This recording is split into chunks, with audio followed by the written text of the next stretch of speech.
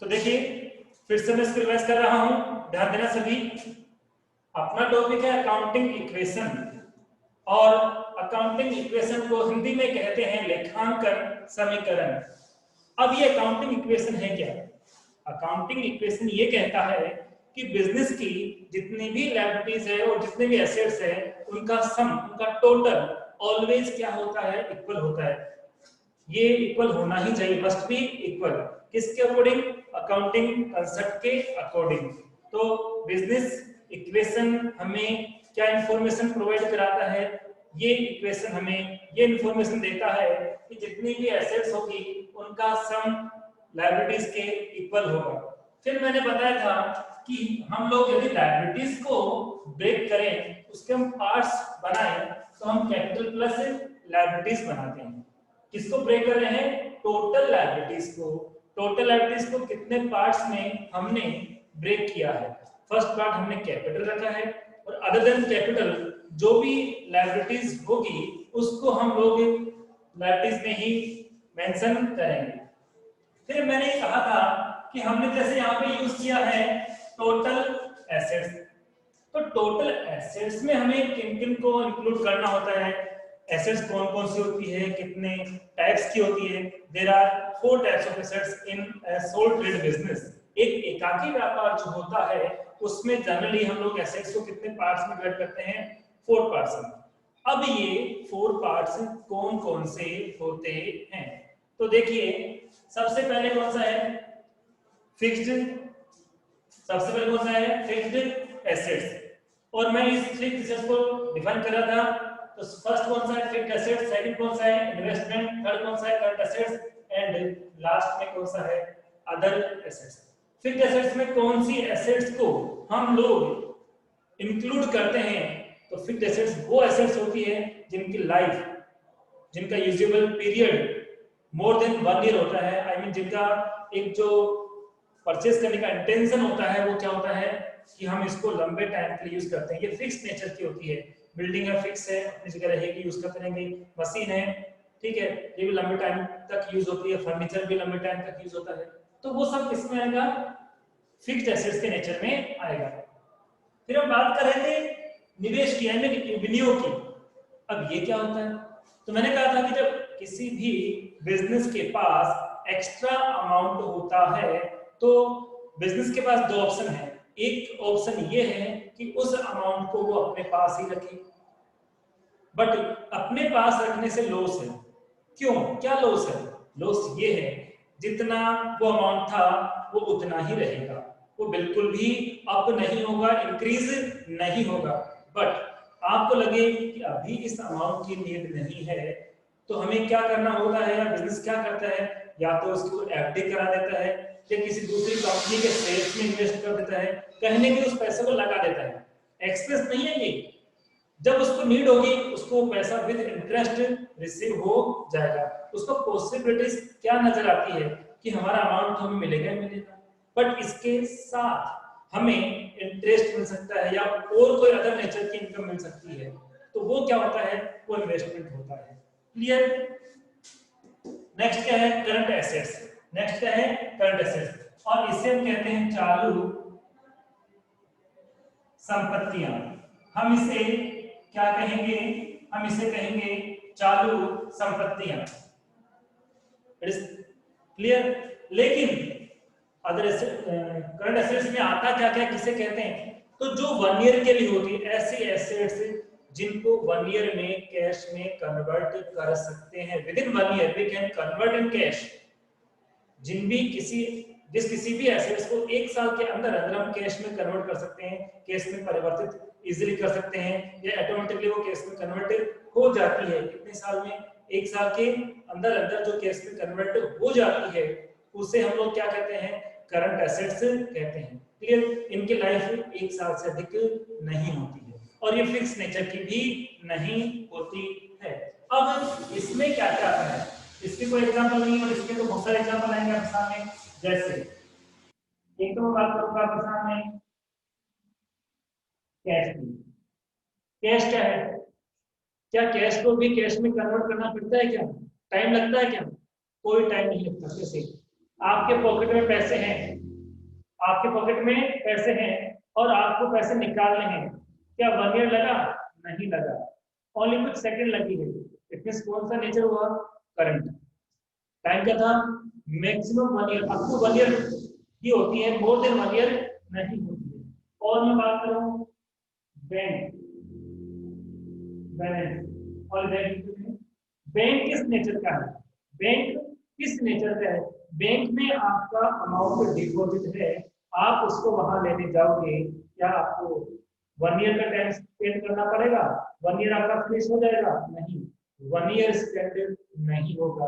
आपको इतना टाइम मिलेगा, या तो आप एटीएम पे जाके पैसे विड्रॉल कर लो या फिर बैंक जाके विड्रॉल कर लो, तो आपका काम आधे घंटे में 30 मिनट में इजिली हो जाएगा। ठीक है, उसके बाद क्या आता है? उसके बाद आता है डेटर। उसके बाद क्या आता है? डेटर। अब ये डेटर्स क्या चीज है? डेटर्स क्या चीज है? तो इसको मैं बताता हूँ कि हिंदी में हम क्या बोलेंगे। हिंदी में कहेंगे देनदार। डेटर्स बी साइलेंट है, डेबिटर्स मत बोलना, बी साइलेंट है, डेटर्स। ठीक है, अब ये होता कौन है, पहले ये जानना जरूरी है। ये तो हमने बता दिया, इस बात को हमने जान लिया कि करंट असेट्स में आता है, यदि होता क्या है तो अभी बात कर लेते हैं होता क्या है। तो देखिए डेटर्स क्या होता है, तो ध्यान देना, हमने लास्ट वीडियो में डिस्कस किया था कि कोई भी बिजनेस सेल्स करता है, सेल करता है, कितने टाइप से? There are 2 types. एक नेचर कौन सा होता है कि बिजनेस उसको कैश में सेल करता है, हिंदी में कहेंगे नकद बेच देता है। कैश सेल्स मींस नकद में सेल कर देता है। एक कौन सा है? क्रेडिट सेल्स, मतलब उधार माल बेच देता है। Is it clear? तो कितने तरीके से माल को, गुड्स को सेल किया जा सकता है? There are 2 types, first is cash, second is credit. तो देखिए ध्यान से, जिस पर्सन को क्रेडिट गुड्स सेल किया जाता है, जिस व्यक्ति को उधार माल बेचा जाता है, आई मीन जिस पर्सन को गुड्स क्रेडिट बेस पे सेल किया जाता है, उस पर्सन को ही हम लोग क्या कहते हैं? उस पर्सन को हम क्या कहते हैं? डेटर कहते हैं। किसे कहेंगे डेटर? जिसको हमने क्रेडिट बेस पे गुड्स सेल किया है, उससे ही हम लोग क्या कहेंगे? हम उसे डेटर कहेंगे। Is it clear? याद रहेगा, कैश वाले को नहीं कहेंगे, किसको कहेंगे? जिसको हमने क्रेडिट बेस पे गुड सेल किया है, उस व्यक्ति को हम क्या बोलते हैं? डेटर। लोकल लैंग्वेज में इसे क्या बोलते हैं? कस्टमर। क्या बोलते हैं? कस्टमर, मतलब ग्राहक। पर कौन सा वाला ग्राहक? जिसको उधार बेचा है, जिसको क्रेडिट सेल हमने की है, उस पर्सन को ही हम लोग डेटर कहते हैं। ठीक है, अकाउंट्स में 3 वर्ड हम यूज करते हैं इसके लिए। डेटर्स भी कहते हैं हम, इसके लिए कस्टमर भी यूज करते हैं, हम इसके लिए कंज्यूमर भी यूज करते हैं। क्या यूज करते हैं?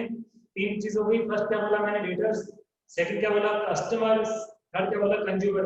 और कभी कभार एक वर्ड और आपको देखने को मिल जाता है और उसका नाम है बुक डेट्स। एक और नाम कभी कभार आपको सुनने को मिल जाता है, बुक डेट। तो बुक डेट्स भी कौन होता है? डेट्स में भी सारे नहीं है, डेटर्स में भी सारे नहीं आते। Is this clear? तो ये बात आपको ऑलवेज पता होना चाहिए। डेटर कौन हुआ? जिसको उधार माल बेचा है। तो जनरली हम लोग जानते हैं, जिसको उधार माल बेचते हैं, हम उसको कितना टाइम देते हैं पेमेंट करने के लिए? 1 मंथ। जिनके भी पेरेंट्स गवर्नमेंट सर्वेंट है या अच्छी कंपनीज में काम करते हैं, वो अपने नॉन शॉपकीपर से जाते हैं, कुछ परचेज करते हैं और क्या बोलते हैं कि इसका अमाउंट हम आपको स्टार्टिंग ऑफ नेक्स्ट मंथ, अगले महीने के पहले दिन हम आपको इसका पैसा दे देंगे। 1 महीना लगा, 1 साल के लिए कोई उधार देता ही नहीं है। यदि बिजनेसमैन ने 1 साल के लिए या बिजनेस 1 साल के लिए उधार देने लग गया, तो उसका बिजनेस तो हो गया। लोग पैसा देंगे नहीं, गुड्स ले जाएंगे, तो बिजनेस के पास उस बिजनेस को कंटिन्यूअसली रखने के लिए अमाउंट कहां से आएगा? अमाउंट तो ब्लॉक हो गया ना, क्योंकि बिजनेस ने तो पैसा देकर परचेज किया था और कस्टमर उसको क्रेडिट ले गए, उधार ले गए। इसलिए मैक्सिमम कितनी? 1 ईयर ही देते हैं। तो 1 ईयर में उनका पैसा क्या है, 1 मंथ में उनका पैसा क्या है, रिकवर होगा, इसलिए इसको करंट मानते हैं। उसके बाद हम क्या लेंगे, उसके बाद हमने एग्जाम लिया स्टोक, क्या लिया स्टोक। अब ये स्टोक क्या है, आपके स्टोक में जो कुछ पड़ा हुआ है, जो स्टोरेज किया हुआ है कुछ, उसी को हम क्या बोलते हैं, स्टोक। अब मैं बिजनेस को चलाने के लिए कुछ परचेज करूंगा, बिकॉज बिना कुछ परचेज किए आप बिजनेस कहां से करोगे, सेल तो तभी कर पाओगे ना जब आपके पास गुड्स होगा। तो जो गुड्स परचेज किया है वो कहाँ जाके रहता है, स्टॉक में जाके चला जाता है। तो क्या उस गुड्स को सेल होने में, उस माल को सेल होने में 1 साल लगता है क्या, 1 साल कभी नहीं लगता। वो माल निकल जाता है, फिर दूसरा जाता है, फिर निकल जाता है, फिर दूसरा जाता है। ठीक है, तो क्या है, वो कंटिन्यूअस नेचर में है। हो सकता 10 दिन निकल जाए, 15 दिन निकल जाए, महीने भर में, साल भर तो कभी लगता ही नहीं। यदि किसी बिजनेस में किसी गुड्स को लगने निकलने में, सेल होने साल भर लगता है, तो बिजनेस पहले ही बंद कर देता है, क्योंकि फिर तो उसको लॉस ही होगा। ठीक है, तो जो गुड्स है, जो स्टॉक में पड़ा है, जो स्टोरेज किया पड़ा है, वो भी कौन से नेचर में आता है, करंट नेचर में आता है। Is it clear? जो स्टॉक है वो भी कौन से नेचर में आता है, करंट नेचर में आता है। इसलिए ध्यान रखना, इसको भी हम करंट एसेट्स ही अज्यूम करते हैं, इसको बिकने में साल भर नहीं लगता है। आई थिंक यहाँ तक आपकी बात समझ में आ गई है। कुछ नाम आपके सामने और भी आएंगे और उनके चैप्टर भी हैं, बस बेसिकली मैं बता देता हूँ। यहाँ पे उसका एग्जांपल, बिल्स रिसीवेबल। मैंने एक वर्ड आपके सामने यूज किया है, बिल्स रिसीवेबल। क्या वर्ड यूज किया है, बिल्स रिसीवेबल मैंने आपके सामने यूज किया है। अभी होता क्या है, देखिए डेटर में और इसमें, डेटर और बिल से रिसीवेबल में माइनर सा चेंज है। पहले तो इसमें हिंदी में क्या बोलेंगे, प्राप्य बिल, क्या बोलते हैं, प्राप्य बिल, बिल्स रिसीवेबल। तो इन दोनों में एक माइनर सा चेंज है। अब वो माइनर सा चेंज है क्या, डेटर्स वो पर्सन होते हैं जिनको ओनली फेथ पर, विश्वास पर उधार माल भेजते हैं, ठीक है भैया दे देना, 1 महीने बाद दे देना। वो रिटर्न फॉर्मेलिटीज नहीं होती है, किस केस में, डेटर के केस में। आई मीन तो स्टाम्प पे लिखा जाता है, बिजनेस पेज पे तो नाम लिखते, ठीक है आपको नाम लिख लिया है, आप पैसे दे जाना है, हमें तो आप पर विश्वास है। पर बिल्स पेपर में ऐसा नहीं होता, बिल्स रिसीवेबल में ऐसा नहीं होता। गुड सेल कर दिया, उधार बेचा है, पर हम लिख लेते हैं कि भाई कितने पैसे होंगे, 1 महीने में लिख के दो कि आप 1 महीने में पैसे दोगे। ठीक है, वो रिटर्न बेसिस पे हो गया। अब फ्यूचर में यदि डेटर्स, आई मीन जो पर्सन है वो कुछ लेके गया है और पैसा नहीं दे रहा है, तो इसके थ्रू हम उस पर क्या कर सकते हैं, केस फाइल कर सकते हैं। इसके थ्रू नहीं कर सकते क्योंकि ये ओनली फेथ पे है, रिटर्न में हमने कोई स्टैम्प पे उसका रिपोर्ट मेंशन नहीं किया है। हम लोग जो अपने आसपास की दुकानों से लाते हैं ना, हम इस नेचर में, बट हम जिस पर्सन से लेके आते हैं और वो क्या करे, हमसे बिल लिखवा ले, हमारे साइन करवा ले, खुद के साइन हो और उस पर सील लग जाए, ठीक है, तो हम लोग फिर क्या है, हमें देना ही पड़ेगा। नहीं देंगे तो हमारे ऊपर केस किया जा सकता है, अमाउंट रिसीव किया जा सकता है। तो इस तरह से इन दोनों में मेन डिफरेंस क्या होगा कि जब डेटा को एक लीगल फॉर्मेट में हम कन्वर्ट कर देते हैं, तो वो क्या बन जाता है, वो बन जाता है बिल्स रिसीवेबल। और ओनली फेथ पे ही रखें, ठीक है भैया दे देना पैसे 1 महीने के अंदर अंदर या 2 महीने के अंदर अंदर अंदर, तो जो फेथ है वो डेटर है। पर रिटर्न में हम उसको स्टैम्प पे लिखें, कस्टमर के साइन हो, शॉपकीपर के साइन हो और उस पर सील लगे, सिग्नेचर हो, अब वो एक रिटर्न डॉक्यूमेंट्स बन जाता है और इस केस में अमाउंट नहीं देने की स्थिति में केस किया जा सकता है। तो ये कुछ आपको मैंने करंट एसेट्स बताई है। Is it clear? अब हम बात करें अदर। अब इनके अलावा, आई मीन फिक्स्ड एसेट्स के अलावा, इन्वेस्टमेंट के अलावा, करंट एसेट्स के अलावा और कोई भी एसेट्स रह जाती है तो वो किस नेचर में आती है, वो आती है अदर एसेट्स में। ठीक है, आपके सामने आगे टॉपिक आएंगे, उसको वही समझाएंगे तो बच्चे समझ में आएगा। ठीक है, कुछ और भी एसेट्स हो सकती है, ठीक है, वो कौन कौन सी होती है वो उस टॉपिक के साथ आप ज्यादा अच्छे से समझ पाओगे। ठीक है, क्योंकि हम जब अकाउंटिंग क्वेश्चन पढ़ेंगे तो वहां पे इसका यूज होगा, वहां पे इसका यूज भी होगा। तो आई थिंक आपको समझ में आ गया, आई थिंक आपके सबके समझ में आ गया है। ठीक है, तो हम आगे चलते हैं। तो एक बार रिप्लाई करना, फिक्स्ड एसेट्स, इन्वेस्टमेंट और करंट एसेट्स पर टॉपिक सबके समझ में आ गया है? Reply fast. क्या ये टॉपिक आपके समझ में आ गए हैं कि फिक्स्ड एसेट्स कौन सी होती है, इन्वेस्टमेंट क्या होता है, और आपकी जो करंट एसेट्स है वो क्या होता है? ओके, आगे स्टार्ट करते हैं। तो अभी हमने किसका एक्सप्लेन किया है? हमने ओनली कैपिटल को एक्सप्लेन किया है, ठीक है। सॉरी, हमने केवल टोटल एसेट्स को एक्सप्लेन किया है, इसमें क्या क्या आता है। बट इधर हमारे पास क्या है, टोटल लायबिलिटीज तो है ना।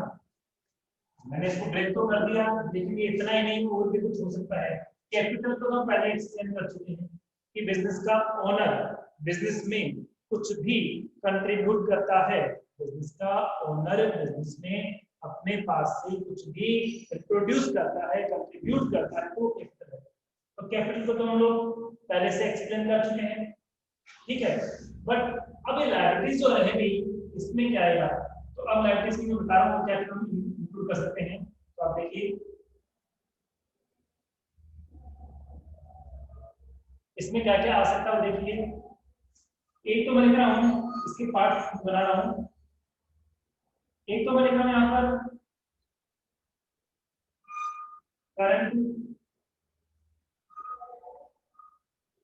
लायबिलिटीज। क्या लिखा मैंने? Current liabilities.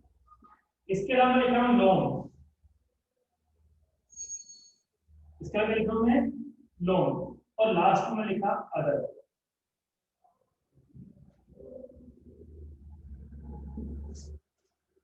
ओके, इस तरह से मैंने इनको डिस्क्राइब किया। बट इनका मीनिंग क्या होता है? What do you mean by current liabilities, loan and other liabilities? Current liabilities की बात करते हैं। यहाँ पे एक एग्जांपल दिया था मैंने कि जिस पर्सन को हमने क्रेडिट गुड सेल किया था वो कौन होता है? डेटर होता है। जिस पर्सन से बिजनेस जिस पर्सन को बिजनेस ने गुड सेल किया है उधार, क्रेडिट, वो कौन हुआ? Debtor. But business good sale कौन कर रहा है? गुड सेल कर रहा है बिजनेस, ठीक है। तो बिजनेस भी तो कहीं ना कहीं से गुड्स लाएगा, लाके तो सेल करेगा। तो जिस पर्सन से बिजनेस क्रेडिट गुड्स परचेज कर रहा है, कैसे परचेज कर रहा है? क्रेडिट परचेज कर रहा है। तो जिस पर्सन से, जिस इंस्टीट्यूशन से बिजनेस गुड्स परचेज कर रहा है उसको हम कहते हैं क्रेडिटर।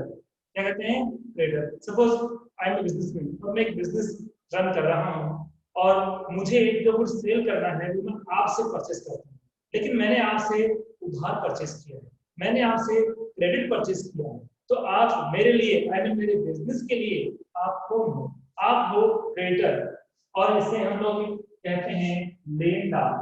क्या कहेंगे इसको? लेनदार कहेंगे। इसलिए सबसे पहले इसमें क्या लिखा हूं मैं? क्रेडिटर। किसमें लिखा मैंने? Current liabilities. क्या बोलते हैं इसको? लेनदार। जो हमसे लेगा वो लेनदार, और जो हमको देगा वो देनदार। मतलब जिससे हमें लेना है, उसका मतलब किसी को हमें देना, तो देने वाला हुआ ना, देनदार हो गया। और यदि हम किसी से उधार माल परचेज करते हैं, गुड्स से उधार परचेज हम करेंगे, तो हम थोड़ा लेंगे पैसा, पैसा हमसे कोई लेगा, मतलब हमको किसी थर्ड पार्टी को पैसा देना होगा। Is this clear? एक तो याद है इसके अंदर, ठीक है। एक मैं लिखा हूं बिल्स पेबल, शॉप लिखा बिल्स पेबल, इसका रिवर्स है। मैंने माल बेचा, मैं शॉपकीपर हूं, तो मेरे लिए वो बिल क्या बनेगा? बिल्स रिसीवेबल है। पर जिस ग्राहक ने, कस्टमर ने सिग्नेचर करके दिया कि हाँ ठीक है मैं आपको पेमेंट कर दूंगा, उस व्यक्ति के लिए क्या है? उसके लिए वो बिल्स पेबल है। मतलब बिजनेस ने जिस पर्सन से उधार माल खरीदा था, उस पर्सन ने बिजनेस को कहा, उस पर्सन ने बिजनेस को कहा कि नहीं, हम फेक पे कुछ नहीं कर सकते, हमें आप रिटर्न में लिख के दो, उसमें हम साइन करेंगे, आप साइन करोगे कि रिटर्न जो फॉर्मेलिटीज हमें करके ही आपको हम गुड्स सेल करेंगे। तो हम रिटर्न फॉर्मेलिटी के थ्रू गुड्स परचेज कर रहे हैं, तो क्या किसमें कन्वर्ट हो जाएगा? वो बीपी बन जाएगा। इसमें कुछ हो रहा है तो बात करेंगे। हम लोन में क्या था? लोन में क्या था? लोन सभी लोग जानते हैं, पैसे नहीं थे, बेसिक पैसे कम पड़ गए, शॉर्टेज आ गई, आपको एक्स्ट्रा अमाउंट की नीड है, तो आप बैंक के पास या किसी पर्टिकुलर पर्सन से आप लोन की नीड आपको होती है, आप जाके लोन ले आते हो, उधार पैसा लेते हो। उधार पैसा लेना, आपने कुछ बेचा नहीं, कुछ खरीदा, कुछ नहीं किया, सीधे बोला भैया ऐसे नहीं है, प्लीज आप पैसे दे दो, हम आपको इस पैसे के बिहाफ पर कुछ इंटरेस्ट देंगे, कुछ आपको ब्याज दे देंगे, तो वो अमाउंट क्या हो जाएगा, लोन हो जाएगा। वो क्या हो जाएगा, लोन हो जाएगा। और अदर में क्या है, जैसे मैंने कहा, यहाँ जो अदर है, यहाँ पे अदर है, इन दोनों को एक साथ लेंगे तभी समझ में आएगा। ठीक है, जैसे हम नाम उस टॉपिक के साथ लेंगे तभी आपको समझ में इजीली आ जाएगा। कोई प्रॉब्लम? इस तरह से हमने बैटरीज को भी पार्ट्स में बना दिया है। तो अब मैं टोटल एसेट्स को डिस्क्राइब करके एक बड़ा इक्वेशन बनाऊं तो क्या बनेगा, क्या बनेगा? तो देखिए क्या बनेगा, मैं इसको यहाँ पे डिस्क्राइब करके लिख रहा हूँ। यहाँ से बनेगा फिक्स एसेट्स, ऐसे का मतलब फिक्स एसेट्स, और क्या आएगा plus investment plus current assets, CA current assets, और अदर एसेट्स। इन सबको किया तो ये तो क्या आ गया, टोटल एसेट्स आ गए। ठीक है, फिर हम लाइबिलिटीज को भी करेंगे, तो एक तो हमने क्या रखा, कैपिटल रखा, और यहां हमने ब्रेक कर दिया, इसको लेंगे करंट लाइबिलिटीज, लोन, लास्ट में अदर लाइबिलिटीज। इस तरह से हमने और ज्यादा डीपली इस इक्वेशन को एक्सप्लेन किया है। तो ये तो क्या हो गया, यहां से लेकर यहां तक तो क्या है, इक्वल के साइन तक टोटल एसेट्स, और यहां से लेकर यहां तक क्या है, टोटल लायबिलिटीज। क्लियर? इस तरह से ये है पूरे अकाउंटिंग इक्वेशन का मैटर। अभी हमने ये नहीं पढ़ा है कि अकाउंटिंग इक्वेशन बनाते कैसे हैं, उसको बनाने से पहले उसके लिए बेसिक इंफॉर्मेशन हम लोग कलेक्ट कर रहे हैं, क्योंकि इनके बिना हम लोग अकाउंटिंग इक्वेशन बनाएंगे तो हमें कुछ भी समझ में नहीं आएगा। ठीक है, ये जानना सबसे पहले जरूरी है। जब हम लोग नेक्स्ट क्लास लेंगे, नेक्स्ट वीडियो की बात करेंगे, तब हम ये इक्वेशन बनाएंगे, तब हम ये पता लगाएंगे किस तरह से बिजनेस का कोई भी ट्रांजैक्शन एसेट्स को और लायबिलिटीज को इक्वली इफेक्ट करता है। ये ध्यान रखना, बिजनेस का कोई भी ट्रांजैक्शन जितना एसेट्स को इफेक्ट करता है उतना ही किसको करता है, लायबिलिटीज को। इतने से उस ट्रांजैक्शन से एसेट्स और लायबिलिटीज का अमाउंट क्या रहता है, इक्वल रहता है, बिल्कुल इक्वल रहता है, अप एंड डाउन नहीं रहता। अप एंड डाउन हो रहा है, इट मींस हमने जब जर्नल बनाई थी तो कहीं ना कहीं कोई ना कोई मिस्टेक हमने की है। मिस्टेक करने से ही आपका ये जो इक्वेशन है वो इक्वल नहीं होगा। और आपने अकॉर्डिंग टू रूल, जो पर्सनल अकाउंट के रूल है उनको फॉलो किया आपने प्रॉपर्ली, आपने रियल अकाउंट के रूल्स को प्रॉपर्ली फॉलो किया, और आपने नॉमिनल अकाउंट के रूल्स को प्रॉपर्ली फॉलो किया, तो आप कभी मिस्टेक नहीं करोगे, आपका इक्वेशन ऑलवेज इक्वल होगा। बट कोई भी आपने माइनर या मेजर मिस्टेक की है तो आपका जो टोटल है वो डिफरेंट हो जाएगा, इफेक्टिव हो जाएगा। तो वापस से बात कर लेते थोड़ी सी, टोटल एसेट्स में हम किस किस को लेते हैं, हम लेते हैं फिक्स्ड एसेट्स को, हम लेते हैं इन्वेस्टमेंट को, हम लेते हैं करंट एसेट्स को, और किसको लेते हैं, अदर एसेट्स को। जो इन तीन में नहीं है तो कहां जाएगी, जो फिक्स्ड एसेट्स नहीं है, जो इन्वेस्टमेंट की कैटेगरी में नहीं है, और जो करंट एसेट्स की कैटेगरी में नहीं है, वो कहां जाएगी, वो जाएगी अदर एसेट्स में।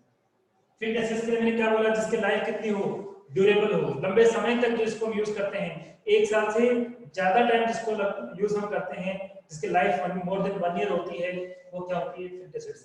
कुछ एग्जांपल लिखे हैं, कुछ और भी हो सकते हैं। इसके अलावा मैंने क्या क्या बताया, लाइक फर्नीचर होता है, फर्नीचर हो सकता है, मशीनरी मैंने लिखी थी आपके सामने।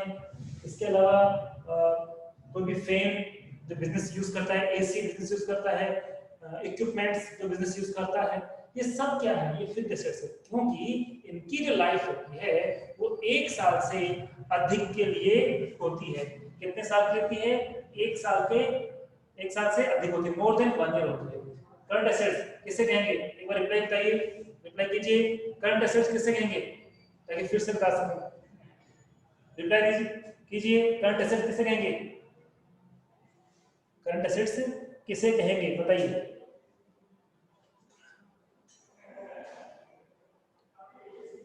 करंट एसेट्स किसे कहेंगे?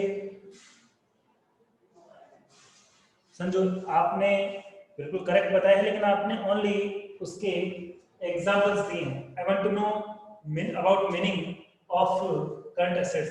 तो मैं आपको फिर से बता देता हूँ कि ऐसी कोई भी एसेट जिसको within 1 year we can convert in cash, किसी भी एसेट को 1 साल के अंदर अंदर हम लोग कैश में कन्वर्ट कर सकते हैं, नकद में परिवर्तित कर सकते हैं, पैसों में चेंज कर सकते हैं, वो करंट एसेट्स है। Is it clear? किसी भी एसेट्स को विद इन 1 ईयर हम लोग क्या करेंगे, कैश में कन्वर्ट कर सकते हैं, कैश में कन्वर्टेबल है तो ही वो क्या है, करंट एसेट्स है। बट वो 1 ईयर में कन्वर्टेबल है ही नहीं तो फिर वो करंट एसेट्स नहीं हो सकती, फिर वो किसी और नेचर में, I mean fixed assets nature में जा सकती है, इन्वेस्टमेंट नेचर में जा सकती है, अदर एसेट्स के नेचर में जा सकती है। तो इस बात को आपको ध्यान रखना है। अब हम कल क्या करेंगे, हम कल जो आपका अकाउंटिंग क्वेश्चन है इसके प्रैक्टिकली क्वेश्चन समझेंगे, ताकि ये आपके और ज्यादा अच्छे समझ में आ जाए कि किस तरह से किसी भी अकाउंटिंग ट्रांजैक्शन से जितना इफेक्ट एसेट्स पे आता है उतना ही इफेक्ट लायबिलिटीज पे भी आता है। मींस दोनों पे क्या होगा, इक्वल इफेक्ट। इसीलिए जितने एसेट्स होती है उतनी ही लायबिलिटीज होती है। हम एक पढ़ेंगे बैलेंस शीट, जो कि बिजनेस का एक मेन इंपॉर्टेंट पार्ट होता है और वो इसी कंसेप्ट पे बेस्ड है। उस बैलेंस शीट में एक तरफ एसेट्स होती है, एक तरफ लायबिलिटीज होती है, बट जब हम उसको बनाते हैं, प्रिपेयर करते हैं, कि फाइनली जब उसका टोटल हम लगाते हैं तो वो टोटल कैसे आता है, टोटल ऑलवेज इक्वल आता है और आना ही चाहिए, तभी आपका क्वेश्चन करेक्ट माना जाएगा, अदरवाइज नहीं माना जाएगा। क्लियर? थैंक यू, बाकी कल क्लास मिलेंगे।